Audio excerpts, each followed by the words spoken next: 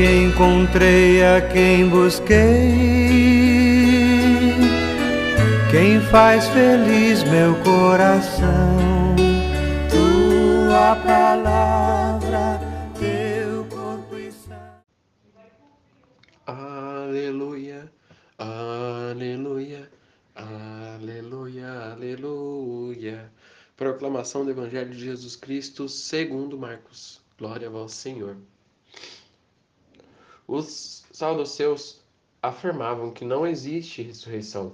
Alguns deles foram até Jesus e lhe puseram este caso: Mestre, Moisés escreveu para nós: se alguém morrer e deixar a esposa sem filho, o irmão desse homem deve casar-se com a viúva, a fim de que possam ter filhos em nome do irmão que morreu.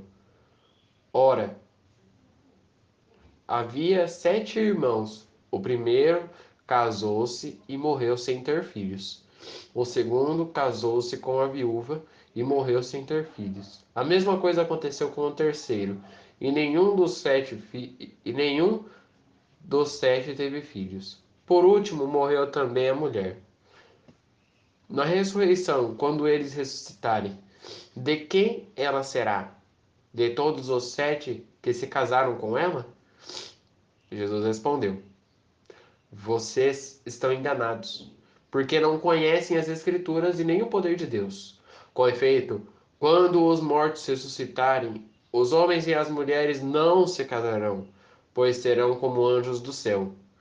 E quanto ao fato de que os mortos vão ressuscitar, se vocês não leram no livro de Moisés a passagem da sarça ardente, Deus falou a Moisés: eu sou o Deus de Abraão, o Deus de Isaque e o Deus de Jacó. Ora, ele não é Deus de mortos, mas de vivos. Vocês estão muito enganados. Palavra da salvação. Glória a vós, Senhor. Meus irmãos e minhas irmãs, que as palavras do Santo Evangelho perdoem os nossos pecados. Amém. Caríssimos, hoje, reunidos mais uma vez, eu lembrei até de uma música com esse Evangelho. Eu sou o pão da vida, você come e não sente fome. Eu ressuscitarei, eu ressuscitarei, eu ressuscitarei no dia final. Hoje a discussão novamente é com os... Dessa vez é com o saduceu, não é nem com os fariseus e com os doutores da lei. Mas hoje a discussão também tem um ponto que era muito se discutido.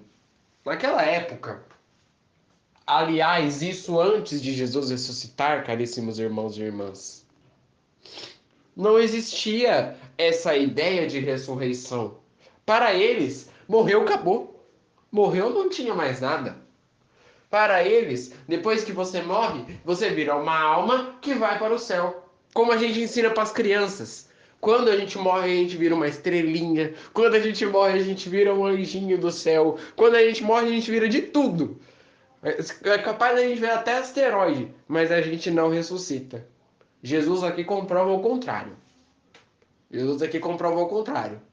Jesus aqui comprova que os mortos no dia final ressuscitarão por meio dele, porque ele é o caminho, a verdade e a vida. E um exemplo disso é o pobre Lázaro. A gente lembra muito bem, há muitos evangelhos atrás, em que Jesus, triste pela morte de Lázaro, entrou dentro do túmulo e falou: Lázaro, levanta. E Lázaro levantou. O milagre da vida, o milagre da ressurreição. Porém, Jesus deixa bem claro aqui: ele não é Deus dos mortos, mas é de vivos. Vocês estão muito enganados. Deus não realiza milagre em quem morreu, mas ele realiza milagre em quem está vivo. Como eu posso resumir isso? Ele não vai realizar um milagre.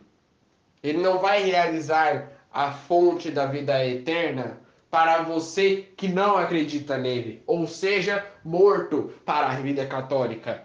A gente, por isso que o catolicismo ele é uma fonte de acreditar. É necessário que você acredite até o último fim, até o fim da sua vida. E aí ele realizará um milagre. Deus não é Deus dos mortos, mas sim dos vivos. E isso é uma frase que temos que deixar bem claro. Que coisa bonita. Os saduceus afirmavam que não existe uma vida de ressurreição. E aí eles contaram um caso. Ó, a mulher se casou, o irmão morreu, e aí o irmão tinha 7 irmãos. Quando o outro se casou, o outro morreu. O outro se casou, o outro morreu. E assim aconteceu com todos os 7. Quem que vai ser o primeiro esposo? Quem que vai ser o esposo verdadeiro dela? Lá na ressurreição, no dia final. Assim, temos que afirmar uma coisa, que essa ideia antiga, né? Essa ideia da ressurreição antiga não condiz com a dos dias atuais. E aí eu tenho uma coisa para poder explicar. Naquela época, quando uma pessoa morria, e isso está no livro de Moisés, a pessoa morreu, o irmão da pessoa, se a pessoa tinha esposa e filhos, o irmão da pessoa é imediatamente obrigado a se casar com a pessoa, para não deixá-la desamparada. E isso é não para poder fazer amor com ela, mas para poder auxiliá-la. Ou seja, não é um casamento de união, mas é um casamento de auxílio. É um casamento para você ajudar a pessoa. E é isso que é totalmente diferente do que nós pensamos com o contexto dessa leitura. Se uma pessoa que não acredita em Deus for ler essa leitura, ela não vai entender nada. É necessário que alguém explique. É necessário que alguém faça o resumo, como eu estou fazendo agora. Porém, o que eles dizem aqui é o seguinte: se todos os 7 morreram, quem que vai ser o esposo dela? O primeiro que se casou com ela. O primeiro que se casou com ela. E aí eu respondo a pergunta: por quê? O primeiro que se casou com ela foi o que teve a união de corpos. E por mais que o padre tenha feito 500 uniões com a mesma esposa, a primeira união é sempre a que vale mais. E isso serve de exemplo para vocês, casais, que querem se separar. Por mais que você arranje uma outra pessoa, por mais que você se case com ela, a união que vale mais e sempre vale mais é a primeira união. É a primeira união.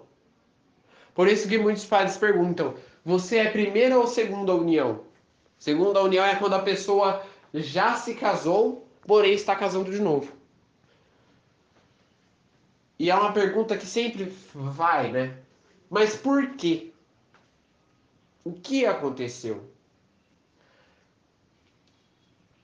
Quando tudo está perdido, sempre temos que levar em conta que aparece Jesus. E é o principal fator para se reunir os casais. Lembra o que eu falei no Evangelho? Jesus, ele necessita de estar no meio dos casais. Ele precisa disso, é a missão dele. Como a gente já falou, como o Padre Léo já dizia, Jesus nasceu no meio dos casais, no casal da Sagrada Família de Nazaré. Ele cresceu ensinando vários casais. E ele morreu, ressuscitou, e o último serviço dele foi com um casal. Um dos últimos serviços dele foi com o casal o casal que estava indo para casa, os dois discípulos que estavam indo para casa pela morte de Jesus. E aí Jesus vai lá, né? Os bobos não tinham adivinhado ainda quem era Jesus por eles estarem cegos. E Jesus vai lá e faz um milagre e converte aquilo. Quando nós estamos com tudo acabado, tudo perdido, a última esperança que nós devemos de ter para a vida, para a ressurreição e para o futuro é Jesus. Só Jesus resolve. Por mais difícil que seja o caso, por mais impossível que esteja, somente Jesus resoluciona cada serviço. Nada é difícil. E aí é uma coisa que eu queria derrubar. É essa palavra do dicionário. Ah, fazer tal coisa é difícil, fazer tal coisa é impossível. Nada é difícil e impossível diante do poder de Deus. Difícil e impossível não existe no dicionário de Deus. Depois você pega lá o dicionário religioso, você vai ver. Não existe difícil e impossível. Voltando aqui.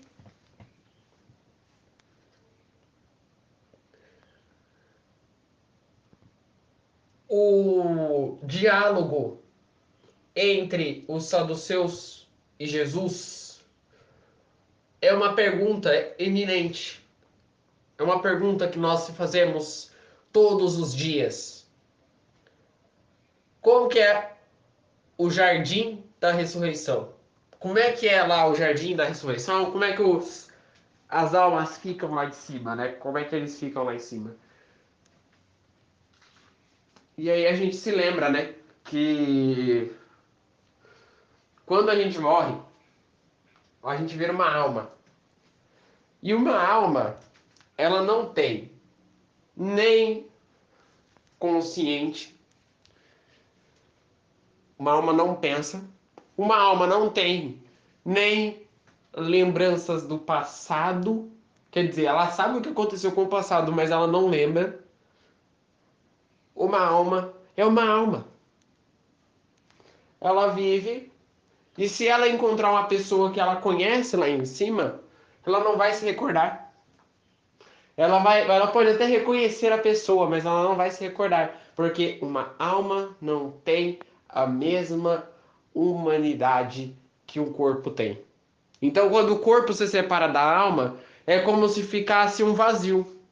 Por isso que lá no juízo final teremos a ressurreição. Porque somente o Cristo ressuscitado é capaz de preencher esse vazio. Somente o corpo é capaz de preencher esse vazio. O próprio Jesus fala isso. O quanto mais nós teremos que esperar, em tese nós não sabemos. Mas aguardaremos firmes e fortes diante da vinda do próprio Jesus. Hoje nós celebramos o dia de Santo... Pera aí, agora nem eu lembro qual santo que é. São Bonifácio. São Bonifácio, que foi bispo e mártir da igreja. São Bonifácio, o principal feito dele foi fundar conventos e casas religiosas. Casas religiosas que a gente fala é mosteiro. São Bonifácio, bispo, papa, e criou tudo isso. Uma história muito poderosíssima de religião e de estrada, um caminho a ser seguido por todos nós. Porque São Bonifácio ergueu os conventos, os mosteiros que nós conhecemos hoje em dia. As coisas que nós conhecemos hoje em dia, São Bonifácio começou a erguer. E isso é uma coisa que nós devemos aprender, porque tirar aquela cultura de que e isso é uma coisa que eu não gosto. Vocês acreditam que eu tenho uma tristeza em assistir aquele filme de terror da Freira? Porque justamente retrata o ao contrário, e eu não sei como que aquilo faz tanto sucesso. Mas justamente retrata o ao contrário do que é vivido dentro de um convento.